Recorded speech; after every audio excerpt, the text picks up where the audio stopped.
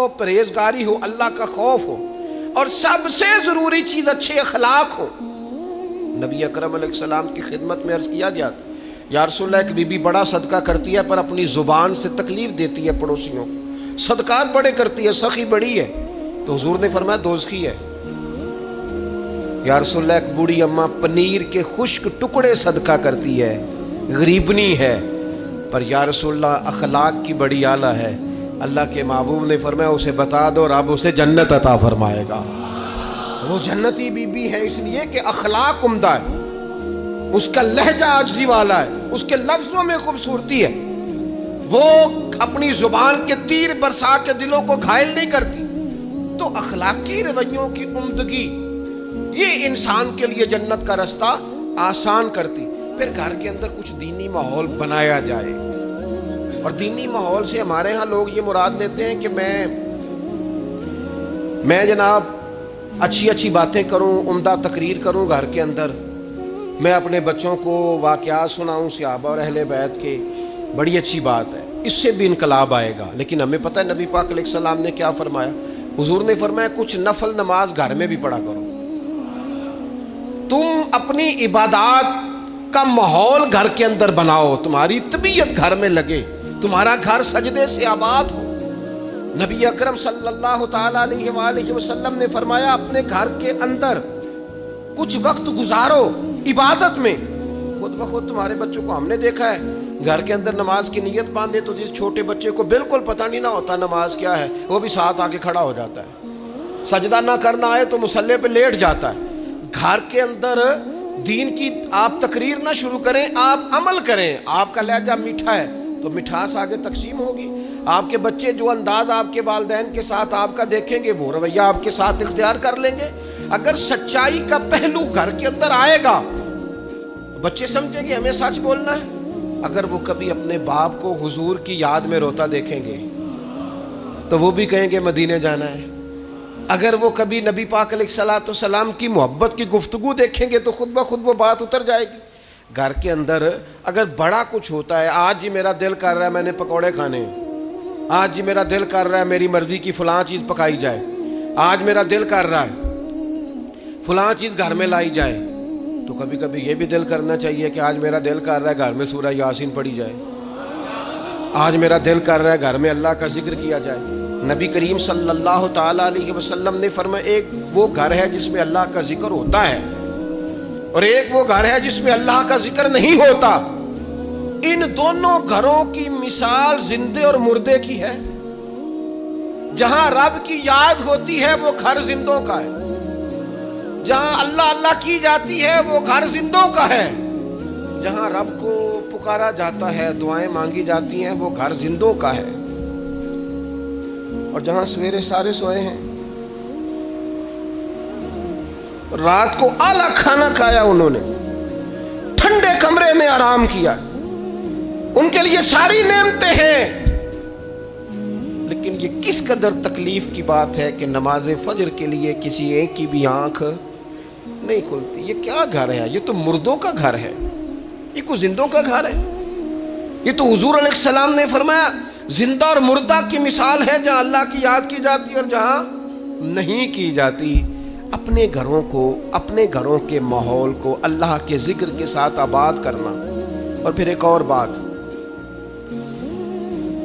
جب ہم اچھے لوگوں کے پاس بیٹھتے ہیں تو اچھائی لے کے لوٹتے ہیں. اور یہ ہمارے ہاں نا ایک بہانہ آج کل بنا لیا گیا ہے کہ اچھے لوگ ملتے نہیں. بھئی ہم لوگ نا اچھے لوگ ڈھونڈتے ڈھونڈتے آہستہ آہستہ معاذ اللہ معصوم لوگ ڈھونڈنے شروع کر دیتے.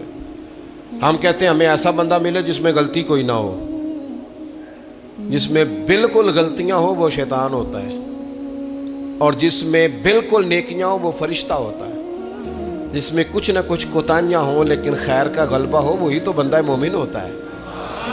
حضور علیہ السلام نے فرمایا ہے کہ آدم کے ہر بیٹے سے خطا ہو جاتی ہے, لیکن بہترین خطا کار وہ ہے جو جلدی توبہ کر لیتا ہے. ہم یہ چاہتے, مجھے جی کو بندہ نہیں ملا ساری زندگی. نہیں, آپ بندہ نہیں ڈھونڈ رہے تھے, آپ تو معاذ اللہ معصوم عن الخطا ڈھونڈ رہے تھے. وہ نبیوں اور فرشتوں کے علاوہ کوئی نہیں ہوتا. آپ کو دیکھنی چاہیے تھی جہاں سے کچھ خیر مل رہی تھی وہاں فوراً حاصل کر لیتے, جہاں سے کوئی اچھائی مل رہی تھی وہاں سے فوراً حاصل کر لیتے. ہمارے صوفیاء، ہمارے بزرگان دین، ان سے لوگوں نے خیر پایا ہے، ان کی زندگیوں کو ڈسکس نہیں کیا. ہمارا یہ ماحول بن گیا کہ ہم نے ایک دوسرے کو ڈسکس کیا ہے اور رج کے کیا ہے، لیکن کہیں سے خیر ملتی تھی تو وہ خیر حاصل ہے. ہمارے ذمے تو یہ تھا کہ نبی پاک علیہ السلام نے فرمایا حکمت مومن کی گم شدہ میراث ہے، جہاں سے تمہیں خیر میسر آتی ہے اپنے حصے کی سمیٹو، اس پر عمل کرو. ہم نے کیا کیا؟ ہم نے، وہ بندے نے خیر دی تھی، پھر ہم نے ٹٹولنا شروع کیا، پھر ہم نے تھرمامیٹر لگا اور اپنا اپنا کرائیٹیریا، اپنا اپنا معیار بنا کے لوگوں کو تولا. نتیجہ کیا نکلا؟ ساری زندگی تولتے ناپتے گزر گئی.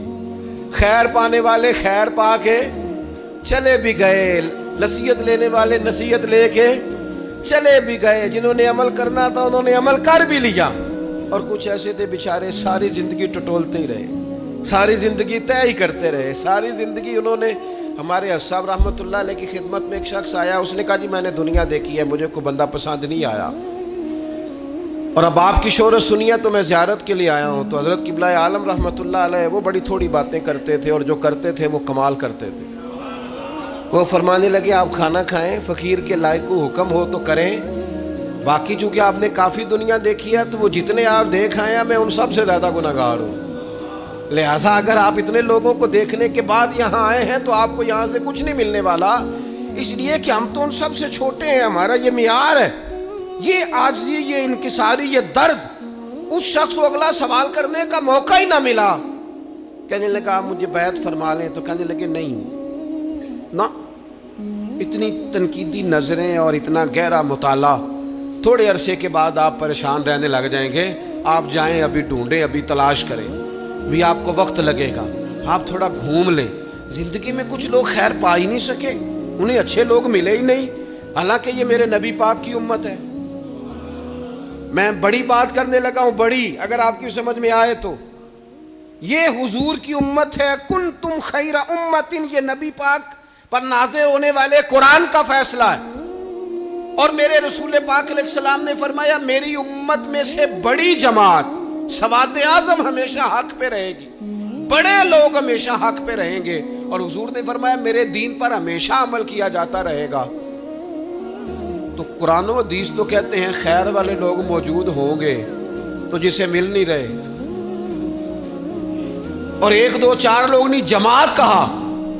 کتاب و سنت کہہ رہی ہے لوگ ہیں، ملیں گے، اور جس کو مل نہیں رہے اس کا معنی یہ ہے کہ وہ سامنے والے کا چہرہ تو صاف کر رہا ہے پر اپنی اینک کا شیشہ صاف نہیں کر رہا. وہ سامنے سے آئینے کو تو الزام دے رہا ہے، لیکن وہ اپنے چہرے سے نقاب اتارنے کو تیار نہیں ہے. مندے بندے نو میں لبن ٹریا تے جگ تے ملیا نہ کوئی، اپنے اندر چاہتی پائی تے میتھوں برا نہ کوئی. جو لوگ خیر، اچھے لوگوں کو ڈھونڈیں اور اچھائی سے فیض پائیں، اس سے فیض حاصل کریں. جو لوگ بھی ڈگریوں پر بحث کرتے ہیں نا، ٹیچر آئے ایف اے کے، بی اے کے، ایم اے کے، انہوں نے آتے ہی کلاس میں کہا کتابیں نکالو بھائی. پہلے دن فرسٹ ایئر کی کلاس بیٹھی ہے، سمجھ لیں اردو کے ٹیچر، کتابیں نکالو. تو ایک اسٹوڈنٹ صاحب اٹھ کے کھڑے ہو گئے، انہوں نے کہا سر جی پہلے آپ یہ بتائیں کہ آپ نے ایم اے اردو کیا ہوا ہے، پھر آپ یہ بتائیں کہ ایم اے کے بعد آپ نے بی ایڈ یا ایم ایڈ کیا ہے، پھر یہ بتائیں کہ آپ میرٹ میں ہیں کہ سفارش میں ہیں. اگر یہ 3 سوال اسٹوڈنٹس کرے تو استاد جواب دے دے گا ہاں ایسے شاگرد کے لیے ڈنڈا سوٹا چلایا جا سکتا ہے. بھائی تو کتاب کھول، تو کون ہوتا ہے یہ پوچھنے والا؟ تیرا یہ کام نہیں. یہ مجھ سے پوچھے گا کالج کا پرنسپل، یا مجھ سے پوچھے گا اس ادارے کا ہیڈ جو مجھ سے بڑا ہوگا، اسے میں ڈگری دکھاؤں گا. تو کون ہوتا ہے؟ تیرے ذمہ یہ آیا ہے کہ تو مجھ سے پڑھ، کتاب کھول، میں تجھے پڑھاؤں. یہ تیری ذمہ داری. میرے دور کا سب سے بڑا مسئلہ یہ ہے کہ لوگوں نے کہا اولیاء کی ڈگریاں چیک کریں گے، معاذ اللہ یہاں تک کہ کہا پہلے صحابہ کی تاریخ دیکھیں گے، کون کس کے ساتھ مشاجرات میں تھا، پہلے وہ چیک کریں گے پھر فیض پائیں گے. ہمیں تو ہمارے نبی نے کہا تھا صحابی کا نجوم، میں نے یہ سارے تمہارے لیے ستارے بنائے ہیں، تم جس کے پیچھے چلو گے اللہ تمہیں ہدایت عطا فرما دے گا. لیکن یہاں لوگوں نے کہا ہم ڈگریاں دیکھیں گے. نقصان کیا ہوا؟ بے فیض رہ گئے. نتیجہ کیا نکلا؟ پا کچھ نہیں سکے. لازمی طور پر رزلٹ یہ برآمد ہوا کہ شر ہی شر پھیل گیا، فتنہ ہی فتنہ ہو گیا. ہمارے ذمے تو خیر لینا تھا، خیر نہیں لی، ڈگریوں پہ بحث کی، نتیجہ غلط برآمد ہوتا ہے۔ اپنی مومن کی گمشدہ میراث ہے حکمت، جہاں سے خیر کی بات ملے اسے لو۔ حضرت عبداللہ ابن عباس آپ فرمایا کرتے تھے بس ایک کام کرنا، لا تجالسو اہل الہوا، جو لوگ ہوائے نفس والے ہوں، برے ہوں، ان کی مجلس نہ کرنا، بروں کے پاس نہ بیٹھنا۔ حضور کیا ہوگا؟ فرمایا اگر ان کے پاس بیٹھو گے نا تو تمہارا دل اور تمہاری روح بیمار ہو جائے گی، روح بیمار ہوگی، دل سخت ہو جائے گا۔ بروں کی صحبت سے اپنے آپ کو بچانا، اپنے ارد گرد کے ماحول میں خیر والے۔ داتا گانج بخش علی اجویری رحمت اللہ تعالی علیہ ارشاد فرماتے کہ ایک بندہ طواف کعبہ کر رہا تھا، بیت اللہ شریف کا طواف کر رہا تھا، اور وہ طواف کرتے کرتے نا دعائیں مانگ رہا تھا، یا اللہ میرے دوستوں کو نیک کر دے، یا اللہ میرے دوستوں کو پرہیزگار کر دے، یا اللہ میرے دوستوں کو اچھا کر دے۔ داتا صاحب فرماتے میں نے اس کا بازو تھام لیا، میں نے کہا یہ کیا دعا ہوئی، کوئی اپنے لیے بھی مانگ۔ تو کہتے ہیں وہ کہنے لگا حضور اگر میرے دوست نیک ہوئے تو میں انشاءاللہ خود بخود ہی ہو جاؤں گا، اگر میرے ارد گرد کا ماحول ٹھیک ہوا تو مجھے بھی خیر کی طرف لے جائیں گے۔ اگر ماحول ٹھیک ہو دائیں بائیں، ہم یہ کرتے ہیں کہ ہم نا کئی دفعہ اپنی آگ بجھاتے ہیں، پڑوسیوں کی بجھانے کی کوشش ہے۔ میرے ابا جی پتہ کیا کہا کرتے تھے، وہ کہندے پتر جے گوانڈیاں دی اگ نہ بجھائیے تے اپنے گھر بھی آ جاندی۔ تو پڑوسی کی آگ کئی دفعہ اس لیے بھی بجھا دینی چاہیے کہ ایسا نہ ہو کہ اگر وہ جلتی رہی تو ہمارے گھر بھی۔